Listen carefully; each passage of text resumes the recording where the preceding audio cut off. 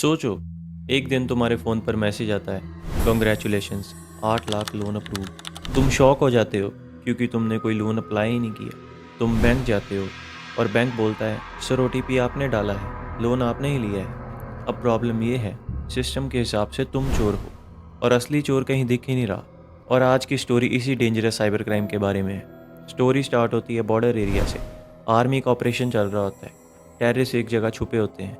Army planning कर रही होती है अटैक की। यहाँ एंट्री होती है कैप्टन अभिमन्यु की। ये बंदा नॉर्मल सोल्जर नहीं है, ये फेयरलेस है, स्मार्ट है, लेकिन एक प्रॉब्लम है, इसको बहुत जल्दी गुस्सा आ जाता है।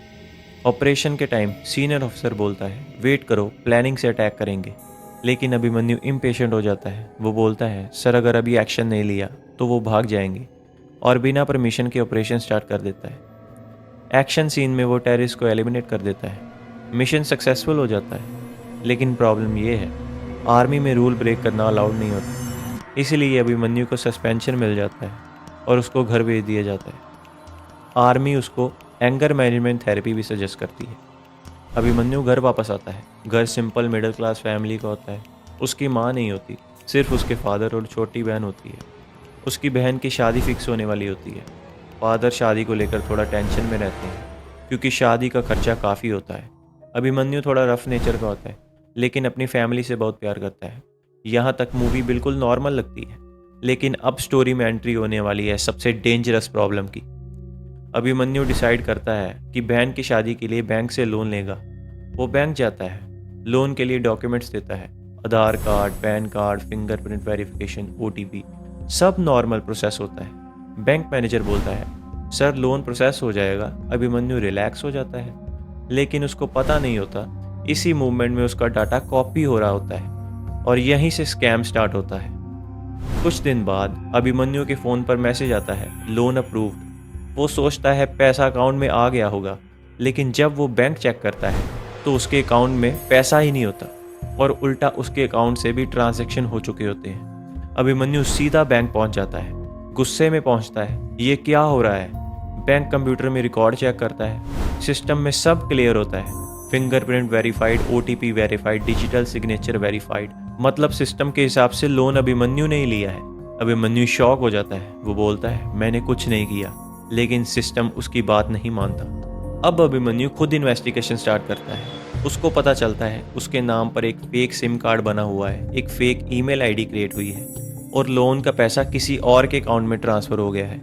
अभिमन्यु और रिसर्च करता है और जो सच उसको पता चलता है वो और भी शॉकिंग होता है।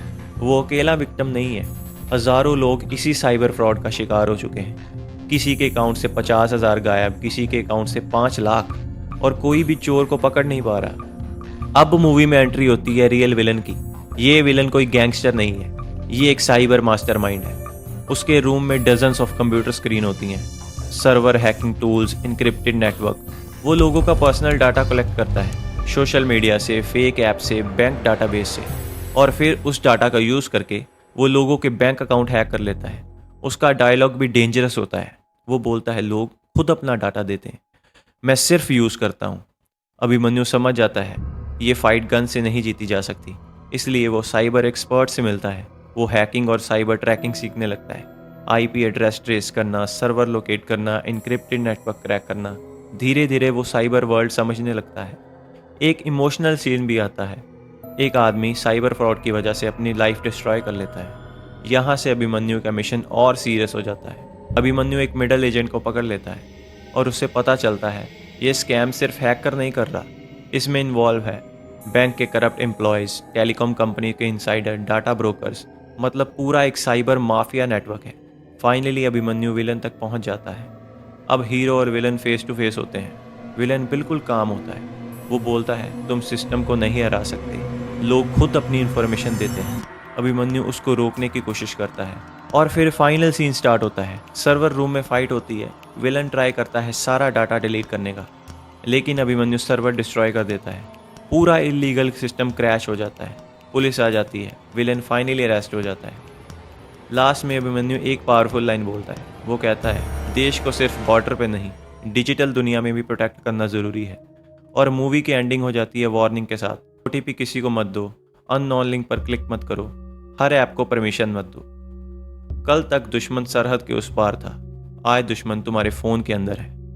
अगर आप ऐसे ही कहानियाँ सुनना चाहते हो तो मेरे चैनल को लाइक कीजिए, सब्सक्राइब कीजिए और बेल आइकन पर ज़रूर क्लिक करना। मिलते हैं नेक्स्ट वीडियो में। Stay tuned.